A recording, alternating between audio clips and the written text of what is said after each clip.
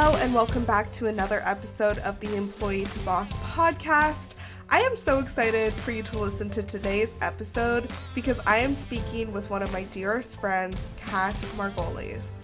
Kat and I met in college. We were in the same sorority, and Kat is always known as like the crafty friend.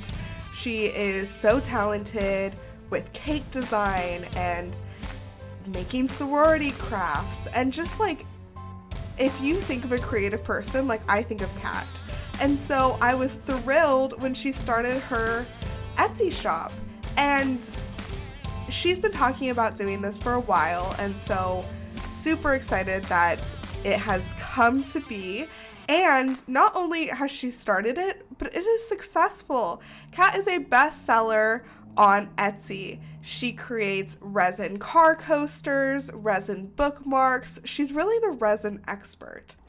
In this episode, we talk about starting an Etsy shop, coming up with crafts, like how she comes up with the ideas, finding her rhythm because she works a 9-to-5 job and does this as a side hustle. So like how she is able to keep her sanity of the successful store while still working her 9-to-5.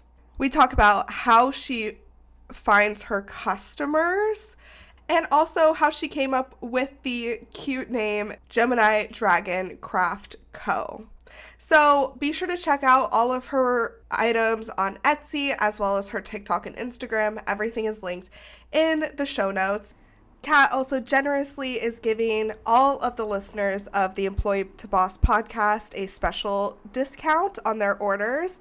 So if you use the code ESPRESSO15, ESPRESSO15, there will be a special discount for you. If you have any questions or want to tell me your thoughts on this episode, please leave me a review on Apple Podcast and Spotify. And also you can send me a DM on Instagram, Espresso Podcast Production. So thank you so much for listening, and I hope you enjoy this episode with my friend Kat. Hey Kat, welcome to the podcast. How are you doing? I'm doing good. Just, hustling and working, sleeping, eating, and repeating.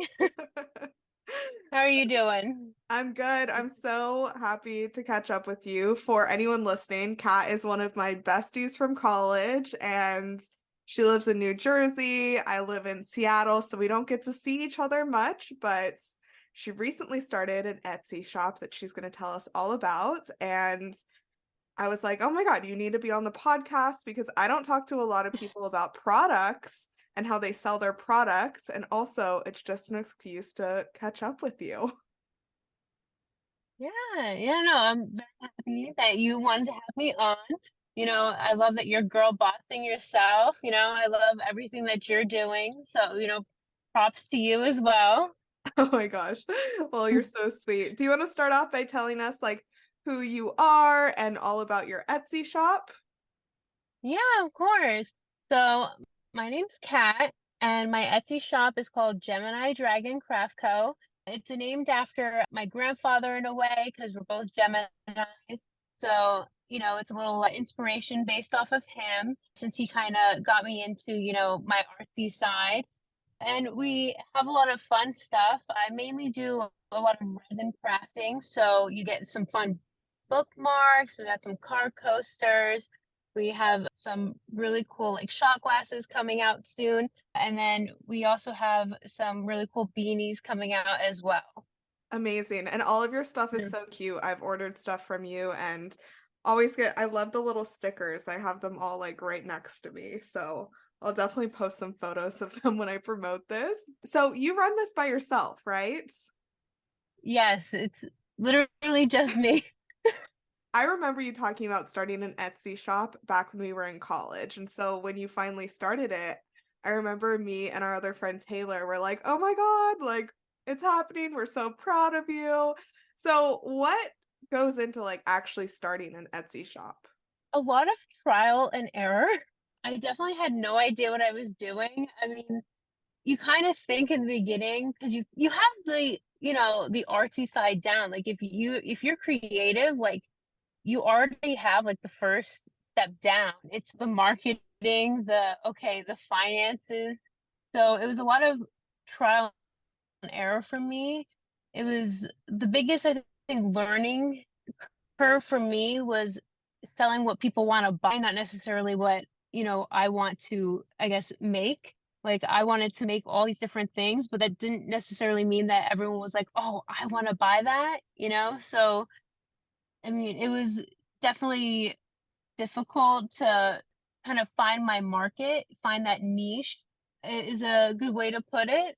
I think once you find like kind of your groove, then you kind of can just fly off the wall from there.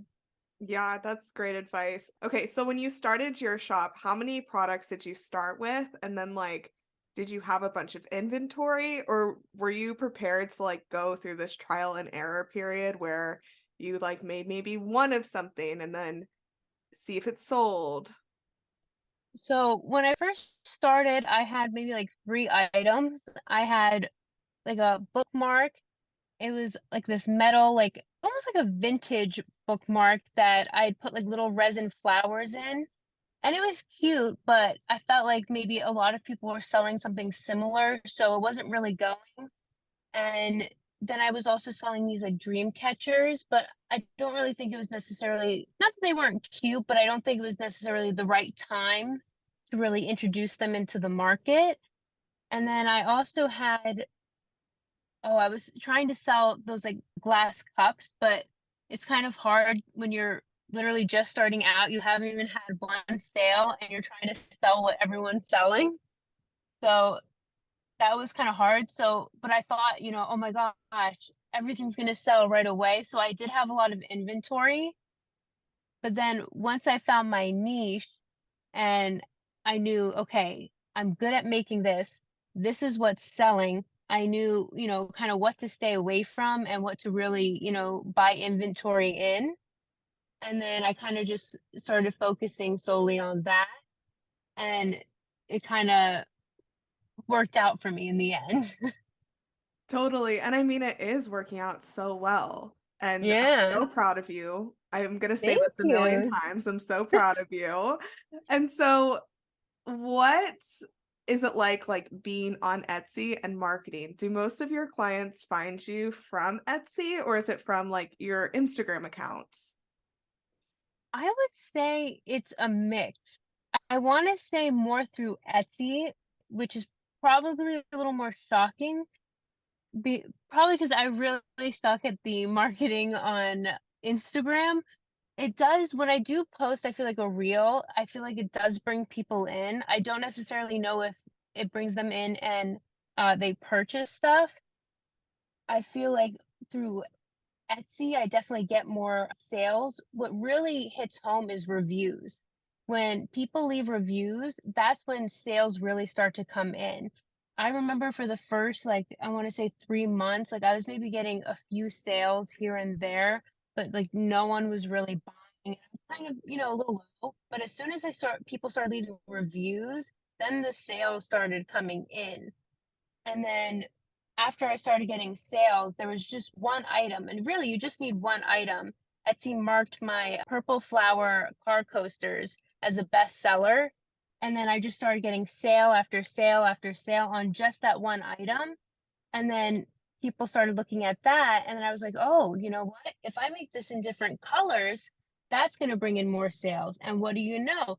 People are like, oh, I want this in red. I want this in orange.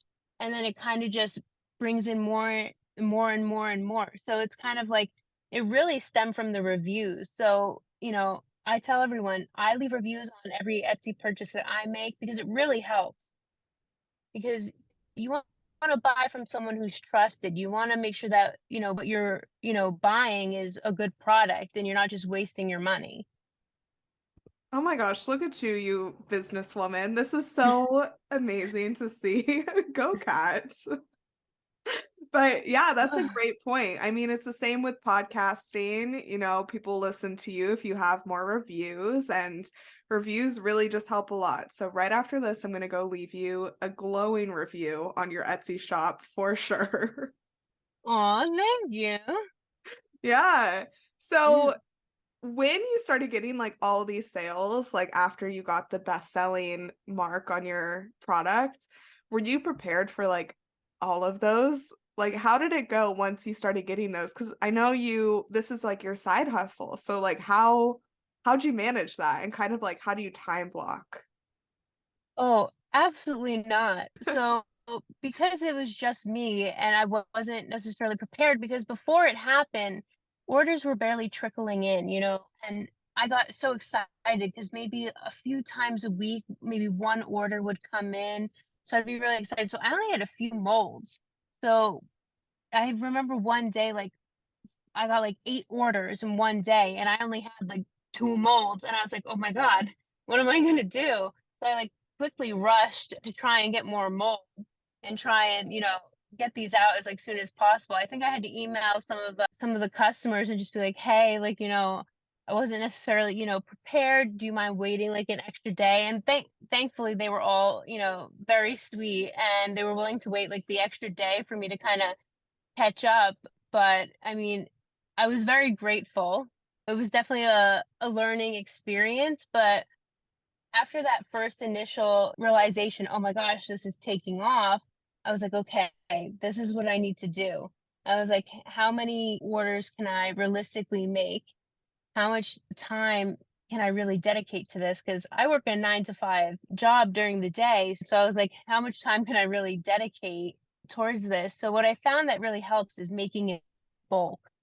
So once something sells out, I'll kind of leave it for a few days and I'll just remake the stock. And then the amount that I kind of put up on Etsy. So if my listing says I have 10 in stock, that's it.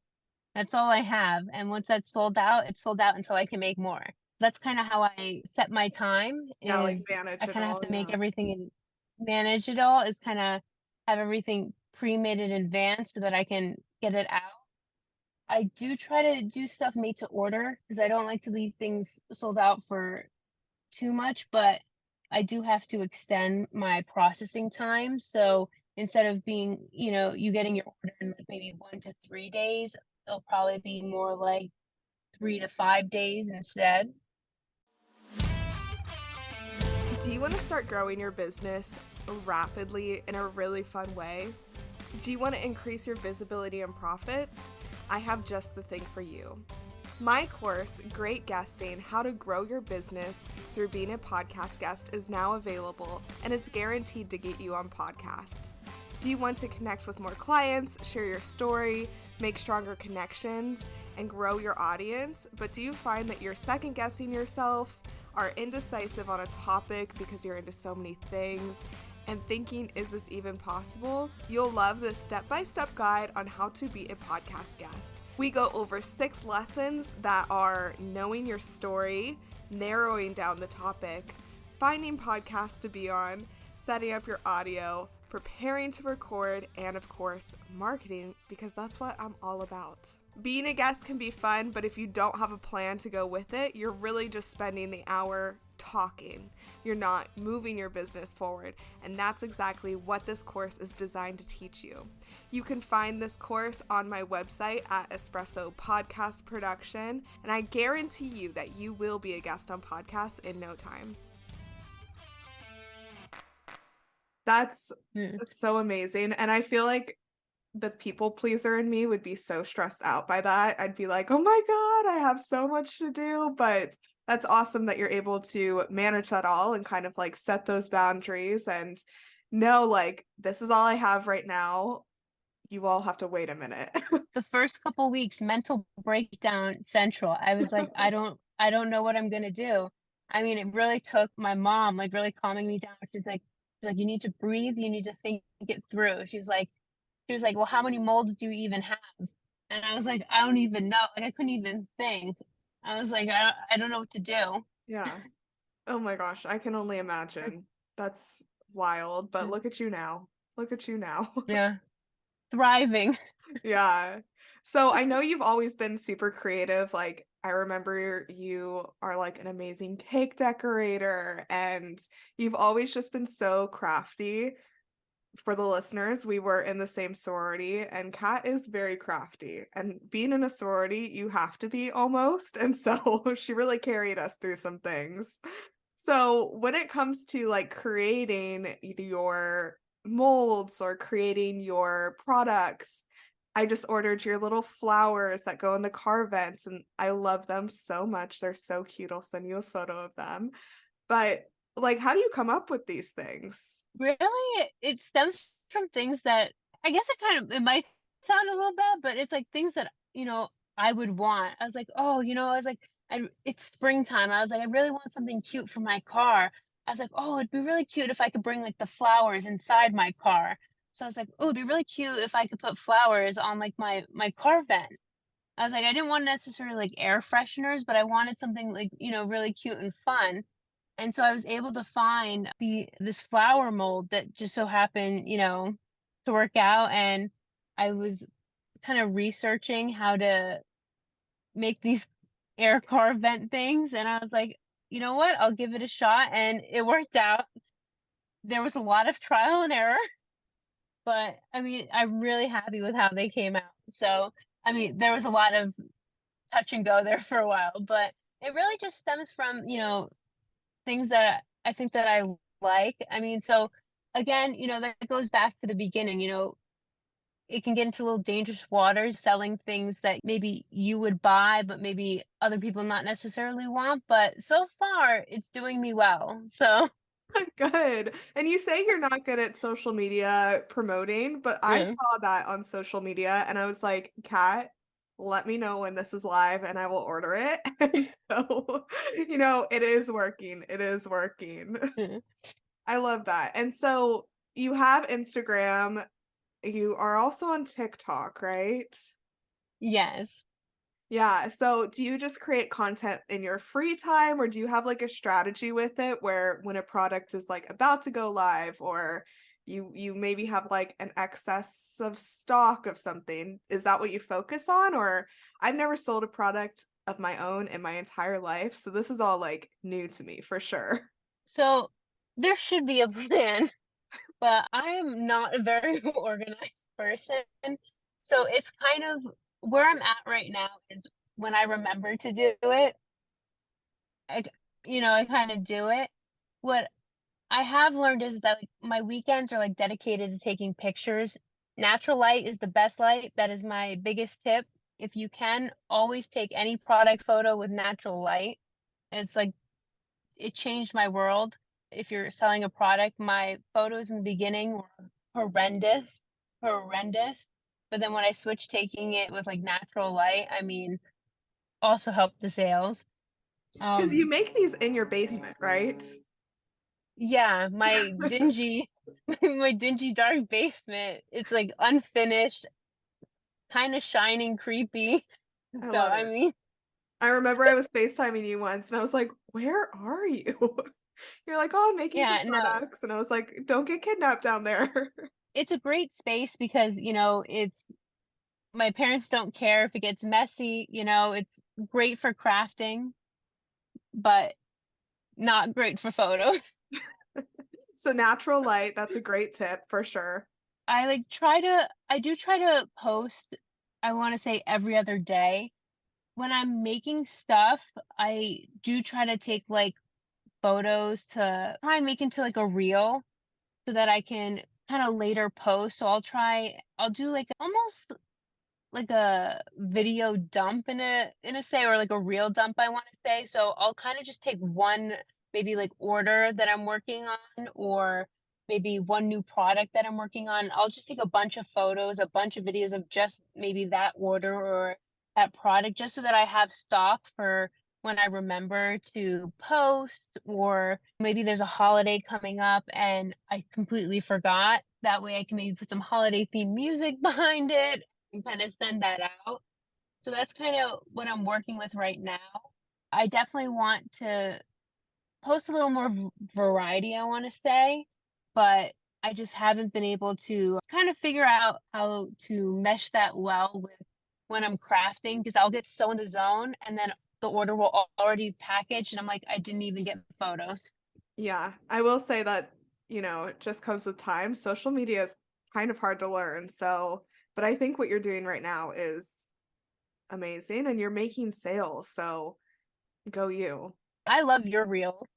Oh, thank you. I make some for my personal account and it's like all my dog. And then my business ones are just like business, but it upsets me because Captain is like the star of my Instagram. People only want to see my dog, not my content, just my dog. I'm like, okay, I get it. I get it. It's so funny. But another part of selling on Etsy that I'm super interested to learn about is like how you price your things because you have to take into account like the fees that Etsy takes, I'm assuming.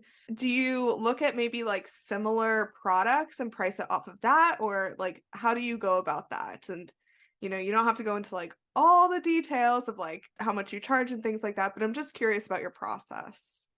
So there's difference I think you can go about is I really wanted to be about like affordability, but the issue with that is that also being affordable can also be detrimental because I wanted to be so affordable to the point where like I was not making anything. Like I was like, oh, I was maybe making like 25 cents, so you have to be aware that Etsy does, I think they just to list your item, I believe it's 20 cents and then they take, I believe, 6.5% from every sale that you make. So you definitely want to put that into your cost.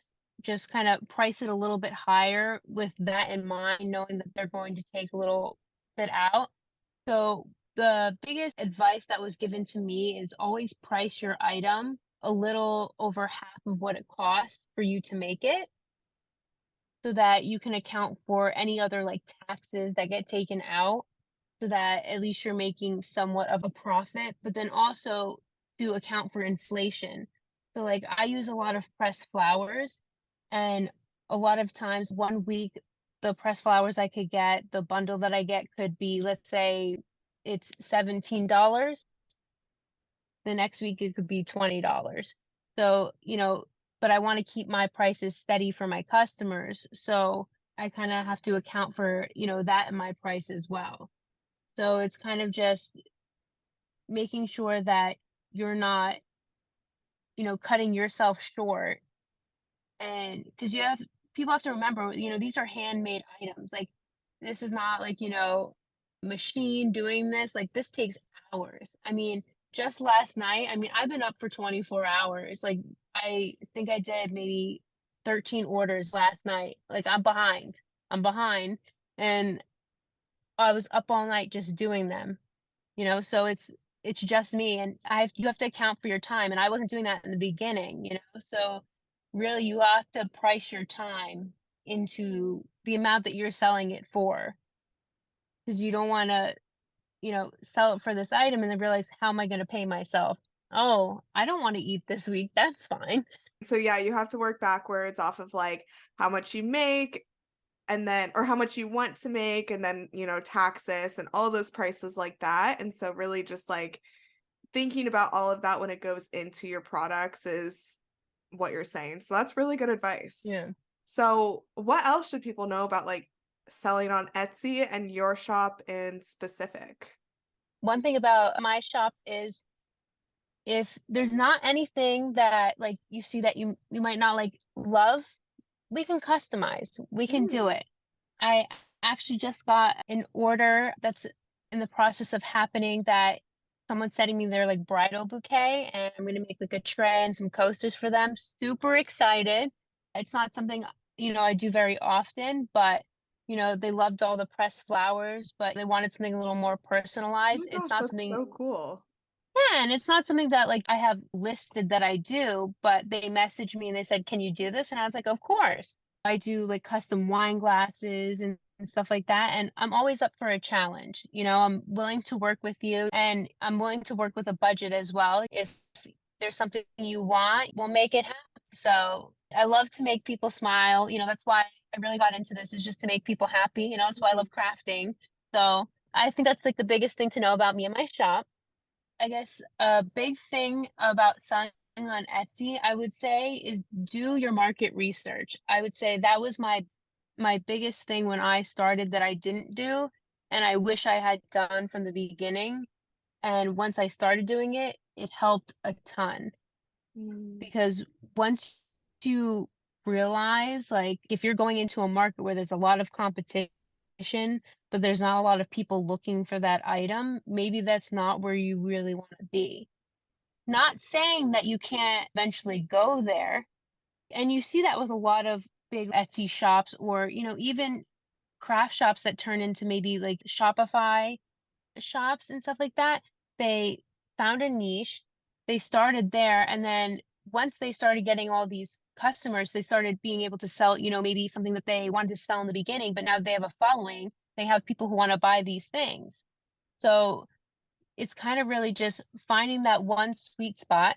So for me, it's my car coasters. And then once you're building that, clientele, you're going to have people who are just going to want to buy stuff just because you put it out. So really find your niche, find what's that one thing that's going to sell, and then focus on that, even though that might be scary. I know it was scary for me putting all my time and effort into just one item, but you can replicate it. Like, I've done like side flowers, I do full flowers, make it your own. You can do different ways, but it's going to bring people in. And then what are they going to do? They're going to be like, oh, what else do you have to offer? That brings them to your page. Then you're going to be like, oh, she sells dream catchers. Let me buy one of those. Oh, she sells trays. Let me buy one of those. So it's a slow slope into them wanting to buy other items from you. So it might not be what you want people to buy right away, or you want to sell right away, but you will be able to do that eventually. You just have to get those people to your shop first. Mm. Love that. That's great advice. Totally unrelated, I have to ask, what do you think the most Gemini thing about you is? Oh my God. I definitely have two personalities. It's a fact. I mean, I can be like crazy. I mean, one moment, I mean, literally absolutely insane. And then like I could be calm. Like literally, I was like freaking out like the other day and going off the walls, like full-fledged panic attack. And then like I just all of a sudden I just like flipped my switch and I was like, calm as a button. There's two people inside of me. I literally, it's creepy. It's I love creepy. that. I love that. What do you think the most Gemini thing about your business is, if there is two sides or, anything like that? There is. So part of it's the floral side, and then I think there's like a secret Gemini side. The other side, if you purchase items from me, every single time in my little freebie package, you'll notice that you're always going to get one thing that's always the same. You're always going to get a pug sticker. We're secretly Hmm. a pug lover shop. We love pugs. We're secretly going to start selling pug stuff. I love this little pug sticker that I got. So We, cute. we're all about like, astrology and like, girly stuff and whatnot, but we're slowly hit the pug market. Watch out, pug market. Cat's coming for you. Yeah, we're coming. I mean, I would love it. I mean, I'm sure people are like when they get that, they're like, why does this girl keep on putting pug stickers in like the freebie thing? It's like, ain't she got something new? And I love pugs. I was like, the little piece of me. Yeah, totally. I love that. Do you get a lot of repeat customers from Etsy? I would say not as often as I would like. I do get like a lot of customers. What I will say is that when I do get repeat customers, they'll purchase and then maybe I would say as soon as their first order's delivered, they'll purchase again. Mm. I wouldn't say that they're consistently like I want to say like buying weekly or whatnot, but like I'll have a lot of customers who will like buy and then immediately buy again and then maybe they'll wait for like a holiday and then they'll buy again. but I wouldn't say like I have people who are buying like, every week. I mean, how often do you really need car coasters? You don't really need them every week, but they're great gifts. True. Mother's Day is coming up. And like Yeah. I said, we do custom. Your dad needs some car coasters, uncle, cousin, Pick that brother, up. sister. We got it. Got some order. Just saying. I love it. I love it so much. Kat, you have shared so much amazing advice about Etsy and starting your own business and products and how to manage it all. So I want to, first of all, for the millionth time, say I am so proud of you and thank you so much for joining me. The last question I have for you is, and I ask every guest this, what are 3 actionable steps that you would love for the audience to take to start maybe with an Etsy shop or with starting their business or whatever you want to challenge them to do? Share with them now. All right. The first step is to just go out and do it. That is the first step that you can do. Don't wait for some magical moment to happen or something to happen. You have to go out and get it. So just take that first step. Even if you have no idea what you're doing, just take the first step. I didn't know what I was doing. And yeah, it might be overwhelming, but at least you're going for it because the longer you wait, then the longer it's not going to happen. So my first thing is take the first step. Mhm. My second thing is do your research. Find out what's going to make you unique and run with it. And then third, I would say just believe in yourself and don't worry about what other people are doing. Just focus on you because if you're worrying about what other shops are doing in their shop and all of a sudden they're getting sales up the wazoo, don't worry about that. Focus on yourself because it will come. You got to focus on yourself and focus on making your product great and taking those steps to making sure that what you're putting out there is what you want to give to the world, if that Oh, makes sense. yes, those were amazing. Thank you so much. Where can people connect with you and find your Etsy shop? So you can connect with me on TikTok and Instagram at Gemini Dragon Craft Co. No spaces. And then you can find me on Etsy, a Gemini Dragon Craft Co. Literally, you can also just look up resin car coasters. I should be one of the first couple to pop up. Look for bestseller. I'll be there. Amazing. I'll put all of those in the show notes. Mm. And when I post this on social media, I'll be sure to share some photos of your products. But this has been so much fun. I love you. Thank you so much for joining me. Oh, it's so good to see your face. Well, thanks for having me. I love you. I'm so proud of you too. And I really, really appreciate you having me on your podcast. Oh my gosh, of course. Thank you for listening to the Employee to Boss podcast. If you made it to the end of this episode, I hope that you implement the actionable steps from this week's experts so you can get started with your business today. Please rate, review, and subscribe to the Employee to Boss podcast on Apple Podcasts, Spotify, YouTube, or wherever you listen to your podcasts. It helps more than you could ever imagine. Remember, a little progress each day leads to big results. We come out with a new episode every Tuesday. To access our show notes, transcripts, and courses, please check out espressopodcastproduction.com.